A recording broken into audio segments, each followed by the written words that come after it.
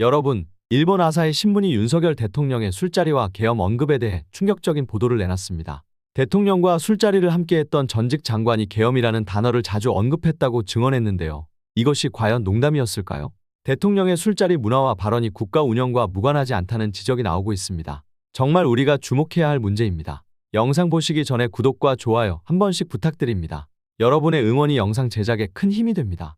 일본 아사히 신문이 보도한 내용을 바탕으로 윤석열 대통령이 전직 장관과의 술자리에서 계엄을 언급했다는 사실이 밝혀졌습니다.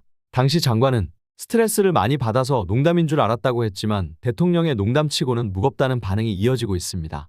윤 대통령이 삼청동 안가에서 삼겹살을 안주로 술을 즐겼다는 구체적인 증언도 나왔습니다.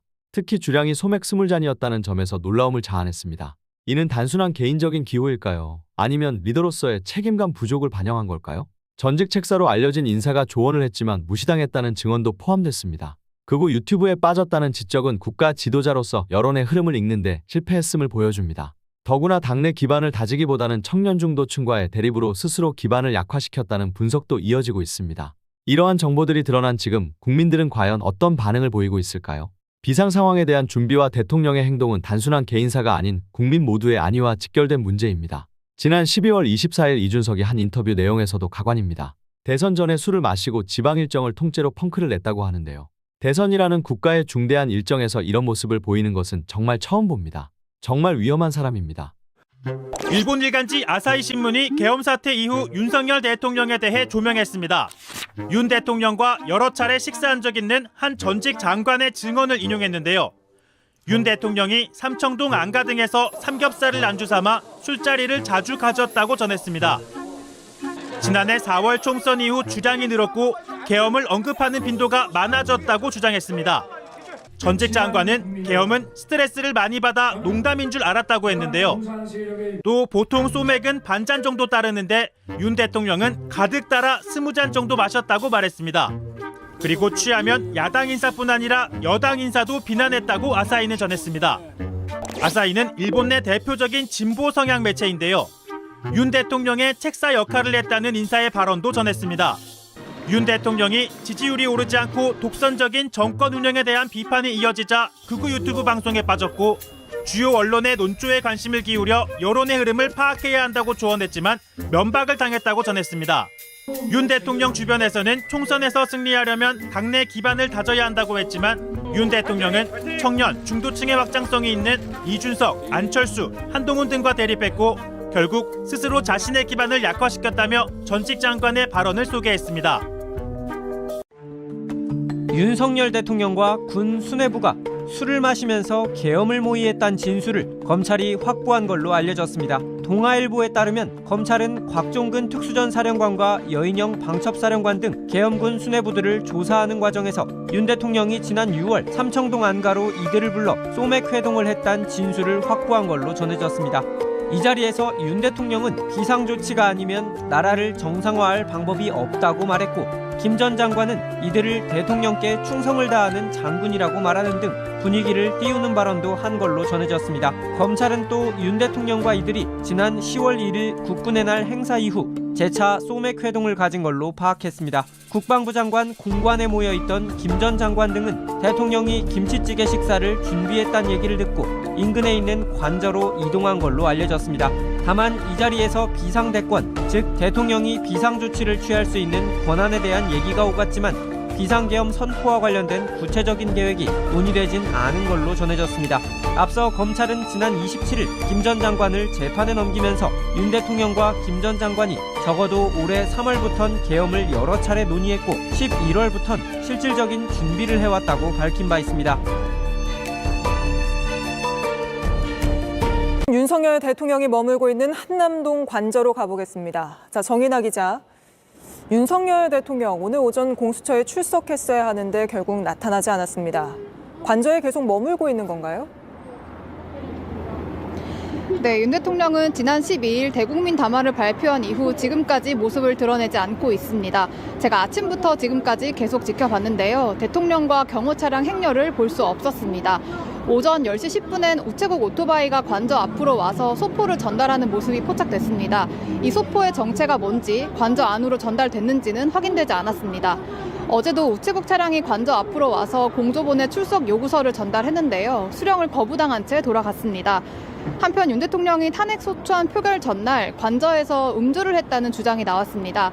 한 시사평론가가 방송에서 관저를 찾아간 여당 중진들에게 윤 대통령이 술이나 한잔하고 가라 이렇게 말을 했다고 주장을 한 건데요.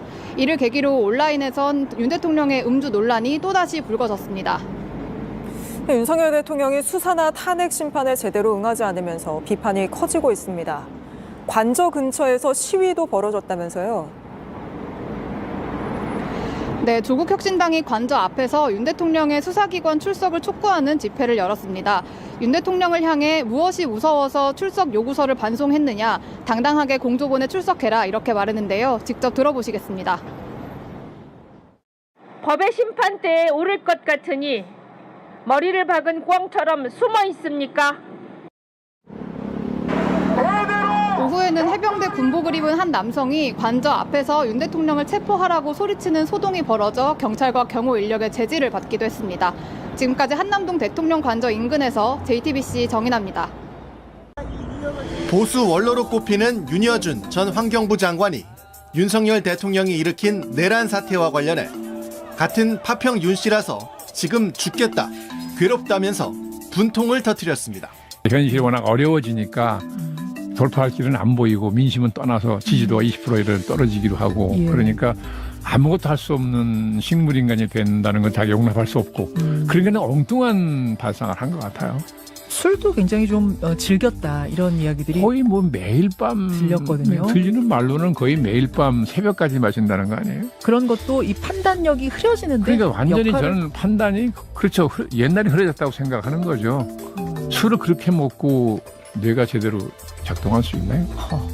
윤여준 전 장관은 윤 대통령이 자리에 버티고 있는 것에 대해서는 끝났다, 잔머리로 모면하겠다는 것이라고 평가절하했습니다.